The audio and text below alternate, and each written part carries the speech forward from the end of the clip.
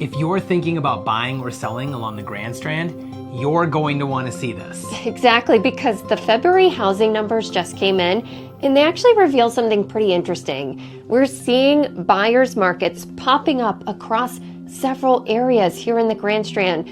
Prices are moving in different directions and inventory is continuing to shift.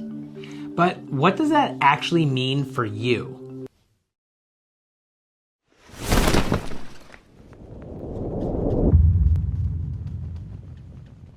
In today's update, we're breaking down the latest numbers for single-family homes, condos, oceanfront properties, Carolina Forest, and new construction, so you know exactly what's happening in the Myrtle Beach real estate market right now. Some areas are getting more negotiable, others are seeing price increases heading into vacation season, and buyers are still offering thousands in incentives.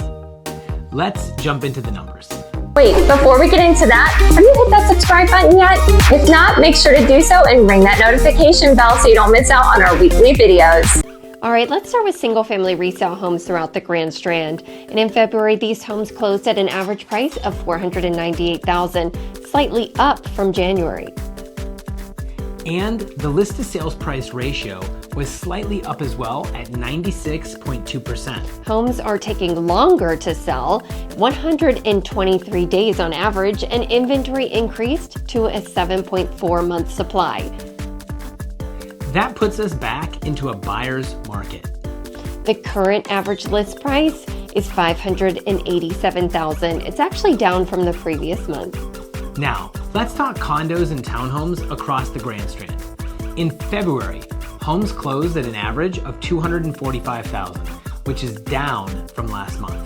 The list to sales price ratio stayed about the same at 96.3%, and condos are taking about the same amount of time to sell as well at 129 days on market on average. Inventory rose again, now a 10.7 month supply, and that still keeps us firmly in buyer market territory. However, the average list price is $270,000, actually up from December. Oceanfront condos closed at an average of $267,000 in February, which was back down this month. And sellers gave a little more this month with the list to sales price ratio down to 93.7%. However, condos are selling faster now at an average of 131 days on market. Inventory went down to a 12-month supply, but that's still a strong buyer's market. The average list price went up to $307,000. As we enter the vacation season, this is typical. For sure. Carolina Forest single-family resale homes closed at an average of $470,000, slightly up from last month. However, the list to sales price ratio dropped to 96.3%, so sellers did give up a little more. Homes took an average of 129 days on market to sell, and inventory rose to an 8-month supply. And that puts Carolina Forest single-family homes back into a buyer's market. Condos and townhomes in Carolina Forest closed at $200,000, down from January. However, sellers did get a little better on negotiations. List to sales price ratio went up to 97.5%, and condos took longer to sell at an average of 155 days. Inventory grew to a 9.8 month supply, still a buyer's market. All right, finally, let's end with new construction homes throughout the Grand Strand.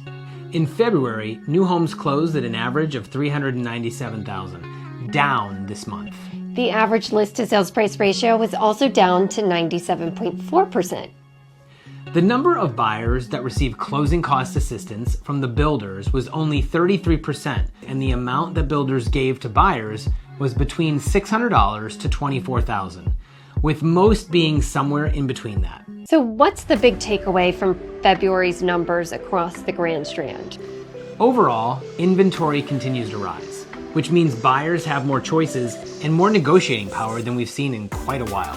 Single-family homes, condos, and even Carolina Forest area have all moved back into buyer market territory, while oceanfront condos are seeing seasonal price adjustments as we head into the vacation season.